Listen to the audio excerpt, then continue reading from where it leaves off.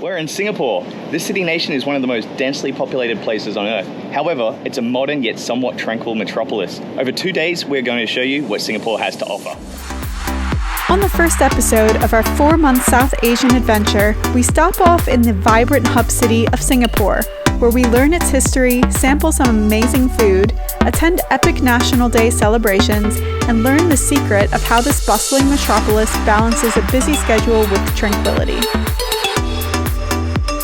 We explore all the top sites, including Clark and Boat Quay, Fort Canning Park, and the Gardens by the Bay and the Marina Bay Sands area. We check out local eateries in Chinatown and visit its famous shopping district along Orchard Road. We top off this adventure at Changi Airport, known as the best airport in the world. Join us for this exciting beginning of our massive epic adventure.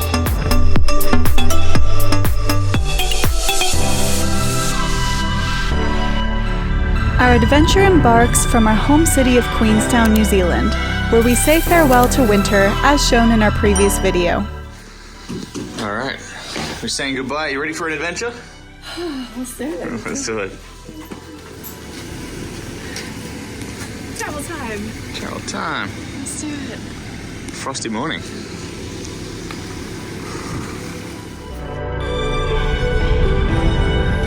Our total flight time from Queenstown was approximately 12 hours, with a small stopover in Auckland. We arrived into Singapore that evening with only time to rest up, so we were fresh for the busy days ahead.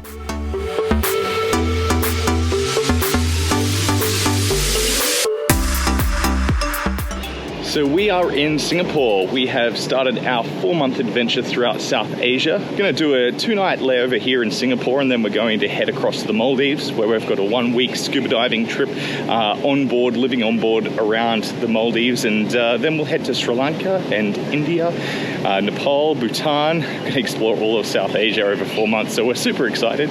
But today we're hitting the ground running. We're going to walk around along the Singapore River here.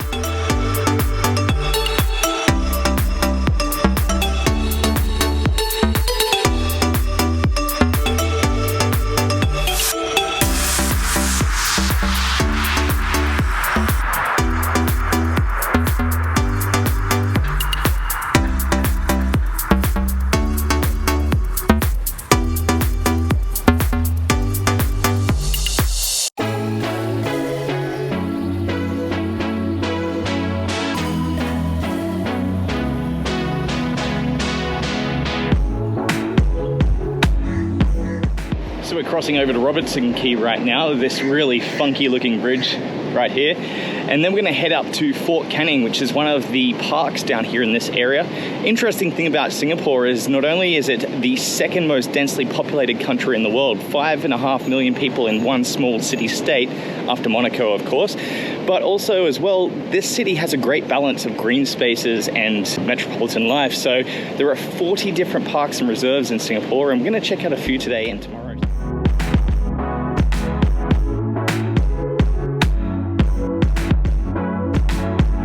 Before exploring Fort Canning Park, we stopped off at the famous Tiong Bahru Bakery for a light breakfast.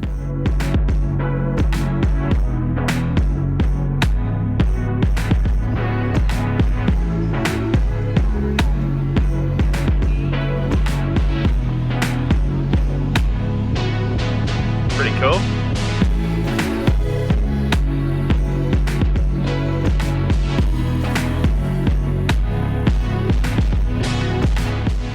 Walking over now to Pangkor Larangan, which is known as the Forbidden Spring.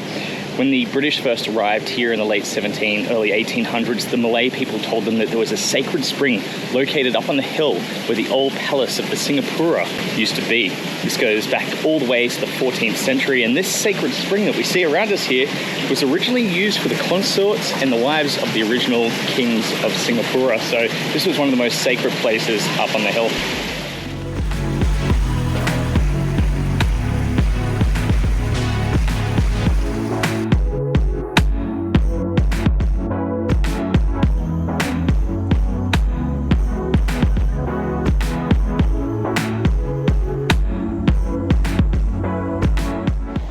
So we're walking through one of the gates of the original Fort Canning that goes back to 1860. The fort itself was named after the Governor-General of India, John Charles Canning, and it was used as a fortification against seaborne attacks from the coast. So this was to protect what is now Singapore, essentially. Really, really beautiful though. The original fort also had walls circling the whole hilltop and also a moat as well.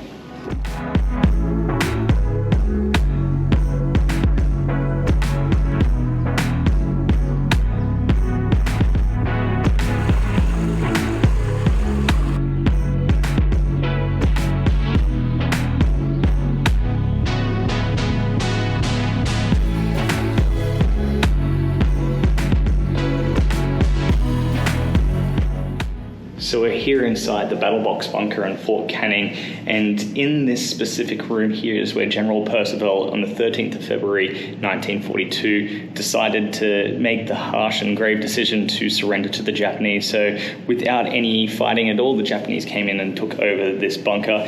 Basically the situation in the area was grave up until that point, and there was no way of seeing a way out of this. So the Japanese occupied these bunkers from 1942 to 1945. To the end of the war. The British built this bunker in 1939 and essentially only had it for about 3 years before it was handed over.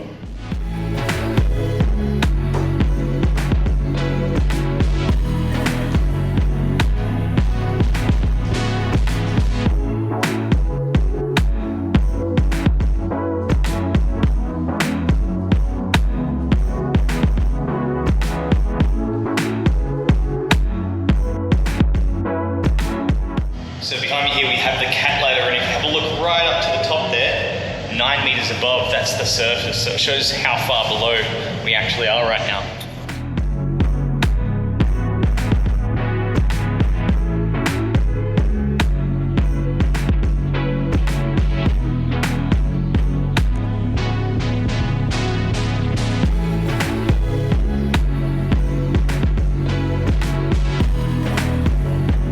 Exploring the surrounding parklands, we stopped in at the Spice Gardens to learn a bit about the local botany before making our way back.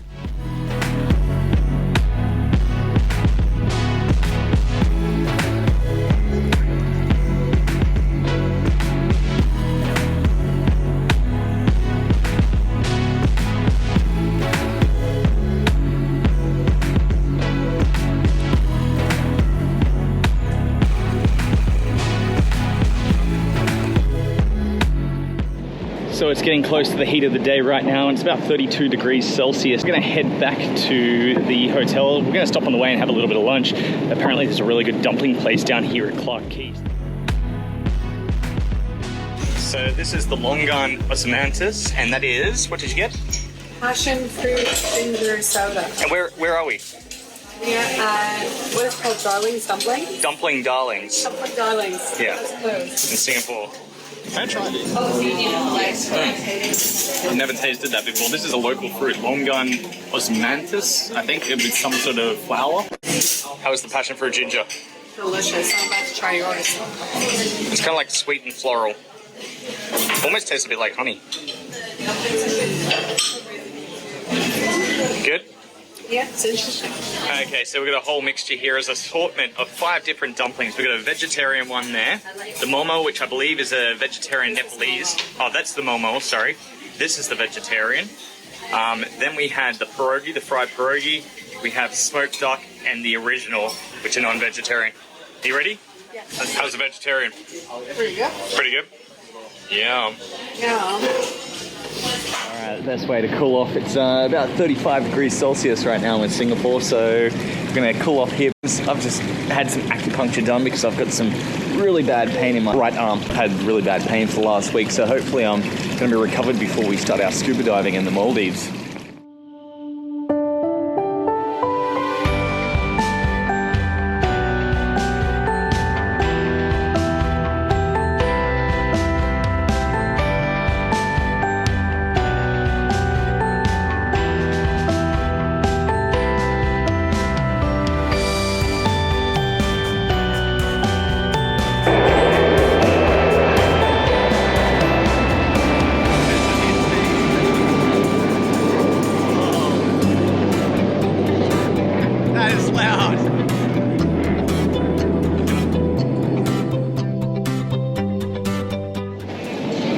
think of the views, Miranda?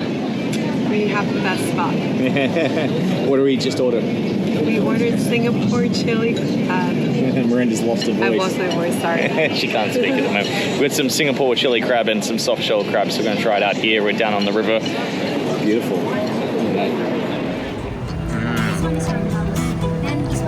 Oh, we got the gloves for it and an apron. There we go. Chili, soft shell crab.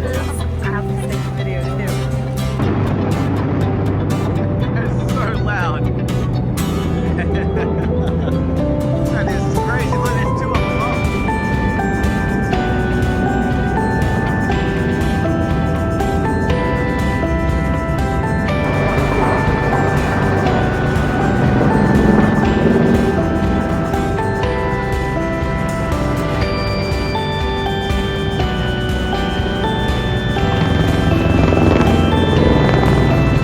The celebration seemed to get bigger as night fell, so we decided to follow the action towards the bay. The city atmosphere was so vibrant and beautiful lit up at night.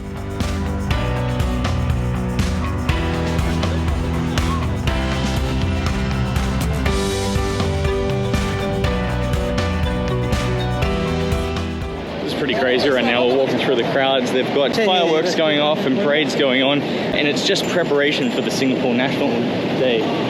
We've got SWAT teams around here everywhere. This is kind of bizarre.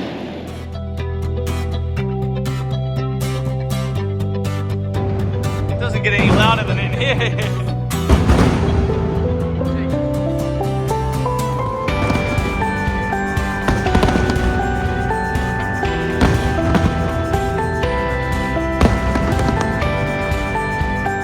Singapore's National Day is more than just a celebration of independence. It is a testament to the resilience, progress, and unity of a nation.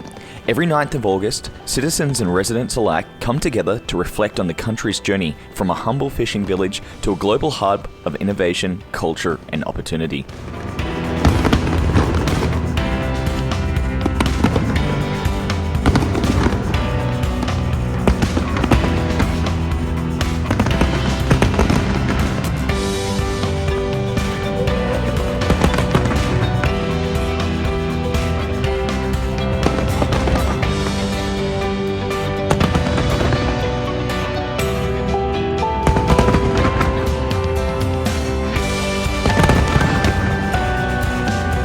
The 2024 National Day celebrations hold particular significance as they mark 6 decades of Singapore's independence, a milestone that highlights the achievements of the past while looking ahead to new horizons. Months of meticulous planning and weekly events leading up to it have gone into preparing a spectacular program. Themed Together We Soar, 2024 celebrations emphasize the power of unity and innovation in shaping the nation's future.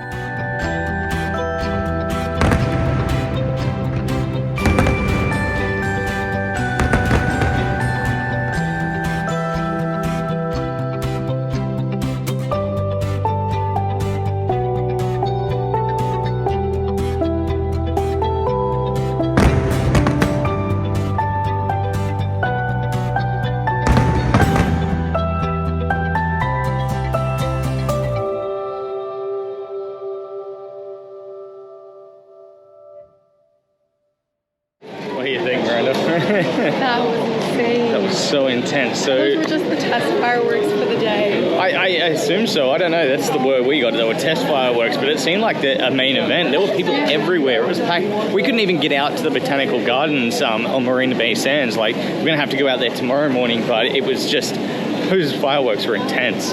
So loud too. Everything sort of echoes between the buildings. It's just crazy. We're going to go back and rest up. My arm is giving me pain right now, and we're going to head out to Marina Bay Sands tomorrow morning. So it's our second and final day here in Singapore. We decided to get up early and head out to the Marina Bay Sands, which is what we planned to do last night. Obviously, with all the chaos and celebrations and the fireworks, it was a little difficult to get out there.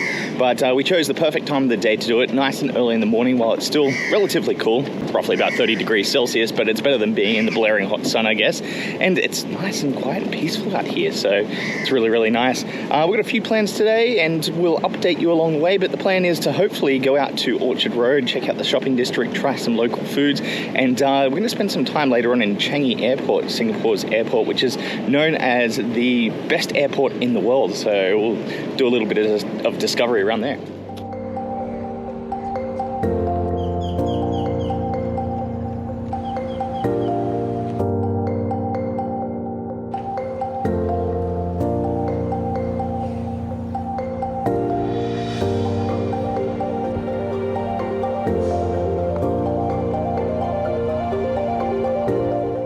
One thing people always talk about in Singapore is how clean it is, and credit where credit's due. When we were down here last night, there were about 10,000 or 20,000 people here, and there is not one scrap of rubbish, not one scrap of anything that basically gives a sign that there were tens of thousands of people here last night. So pretty spectacular. We're checking out now the Merlion statue. So it's a very famous statue here in Singapore.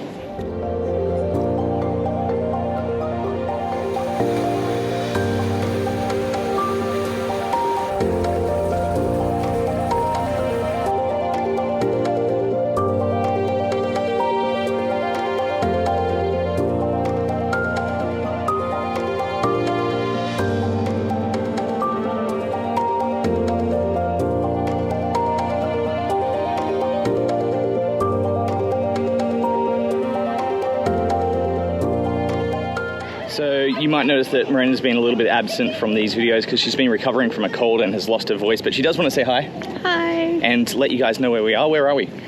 So we're at Gardens by the Bay South, and we're going right now to see the cloud forest and the super tree grove, I think it's called. That's where we're heading. So we're going to check out some of those famous sites down here in the Gardens by the Bay South.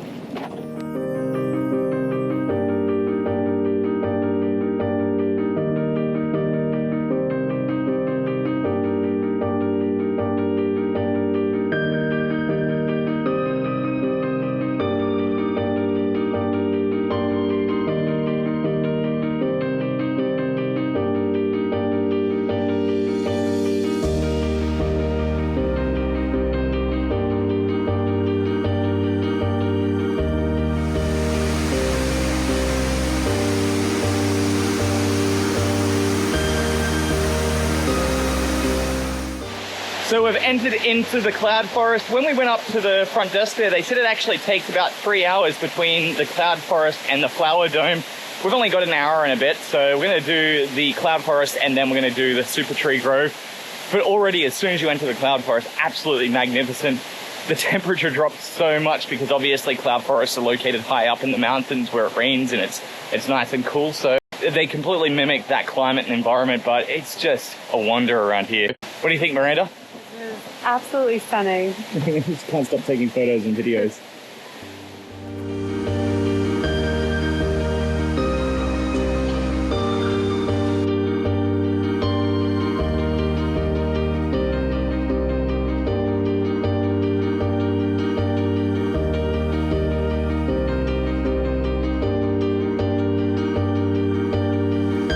The Cloud Forest at Gardens by the Bay is a serene oasis featuring a towering indoor waterfall and a lush vertical garden that mimics the cool, misty environment of tropical highlands.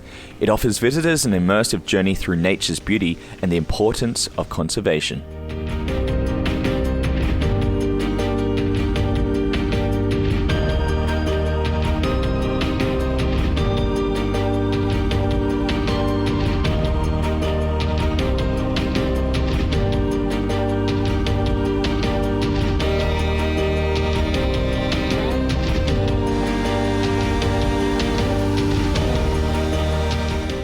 So it's really interesting, this waterfall up here actually works as a filtration system where it sort of waters some of the trees at the top or plants at the top, and they kind of filter their way down, and the nutrients and the remnant water washes its way down to some of the plants on the bottom there. So it's a really cool system that they've implemented here.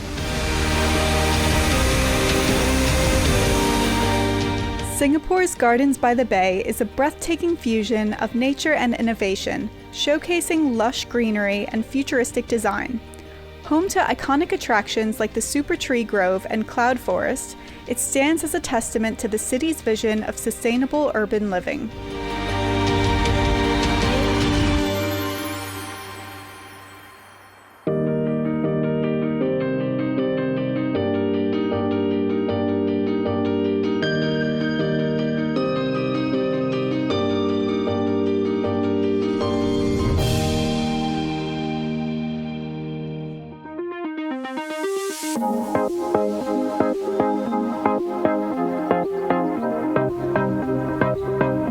The Super Tree Grove is a mesmerizing centerpiece of Gardens by the Bay, where towering tree-like structures come alive with dazzling light and sound displays. These iconic vertical gardens are not only visually stunning, but also a marvel of sustainability, harnessing solar energy and supporting biodiversity.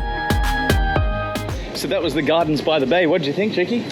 So impressive. Oh, really beautiful. Yeah. We wish we had a little bit more time here. I will say as well, if you're doing the Super Tree Observatory up on the top there, factor in the wait time because it probably took us about half an hour to get up there. The views were absolutely amazing. So now we're going to head back to our hotel, check out, and then we'll go down and check out Orchard Road for this afternoon. Our cab driver on the way back from Marina Sands actually recommended we come down to Chinatown for lunch, so it's only about a 10 to 15 minute walk from our hotel in Clarke Quay. We're gonna go to the Chinese food market and pick up some local food.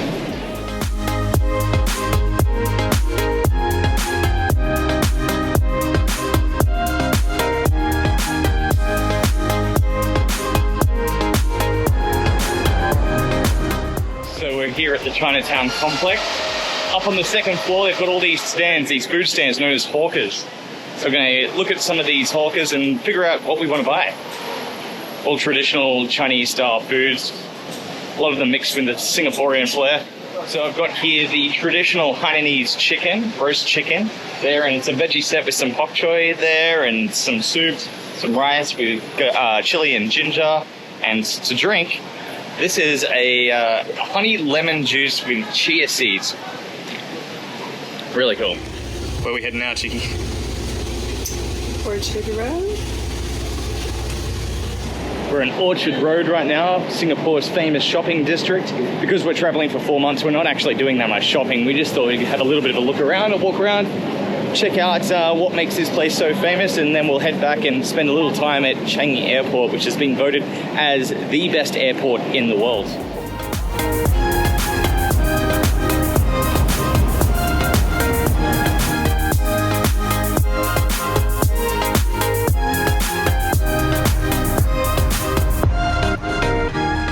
So as mentioned earlier, Changi Airport has been voted multiple times the best airport in the world, and we are going right now across to the area that gives Changi Airport such a reputation.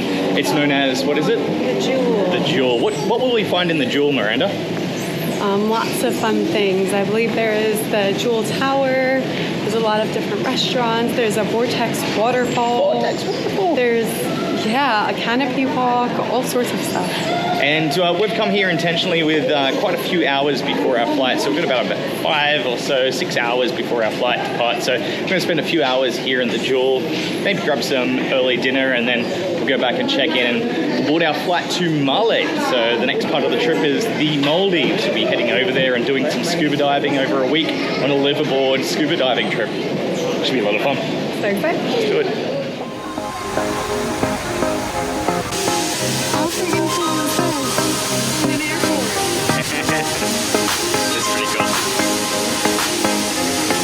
Changi Airport has ranked the world's best airport by Skytrax 12 years in a row and is consistently ranking in the top airports globally by other major travel associations.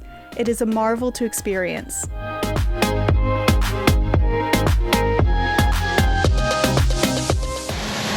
This absolutely feels like how the future should be, right? Beautiful indoor spaces with gardens and forests and waterfalls. It's kind of like utilizing technology with nature, and I believe it brings like a real sense of tranquility. The people here all seem happy and everyone seems really, really relaxed.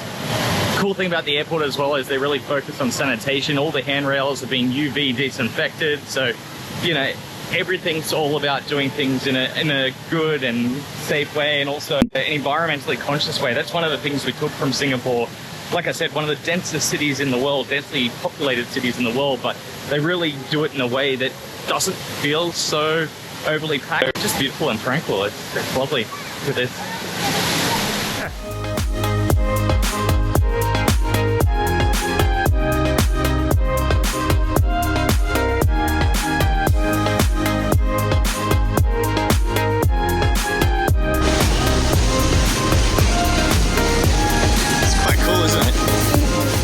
This is really cool. We're up here at the Canopy section right now, and there's a whole bunch of these little cocktail bars and restaurants and things like that. They've got some really cool activities at the Canopy, and I believe it's they have the world's largest indoor slide or something like that as well, which we're probably not going to do right now. You do need to get a ticket to go out on the Canopy walk. We kind of did a Canopy walk a little earlier, but...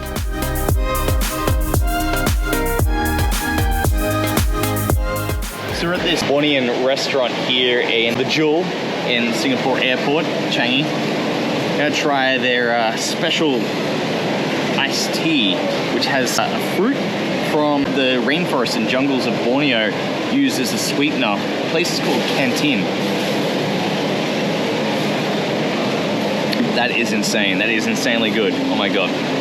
That is absolutely phenomenal. It's so sweet. It almost tastes like sticky date pudding or something, like a caramel taste. It's amazing. Miranda, you have to try this.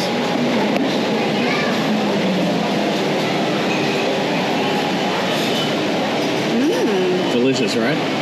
Wow. I can't wait to try their Sarawak laksa. This is exciting because we're planning to do Borneo in the next year or two, so this will be pretty cool. The Bornean laksa. Join us on our next video as we head to the Maldives on a week-long scuba diving liveaboard trip in paradise. Hey guys, just a quick message. We really hope you enjoyed this video. Many hours of work goes into every single video we make, and we try to make them to the very best of our ability. We take the time to choose the best travel destinations and the best adventure activities so that we can provide you with top-tier content. However, the only way our channel can grow is with your help. If you enjoy our videos, please leave a comment letting us know along with any questions you may have, or if there's anything you'd like to see more of. Interactions in the comments section, along with liking our videos, is what gets us exposure on YouTube, along with sharing this video. If there's anyone you think would enjoy our videos, please share and help us grow global travel stories. We thank you for your support.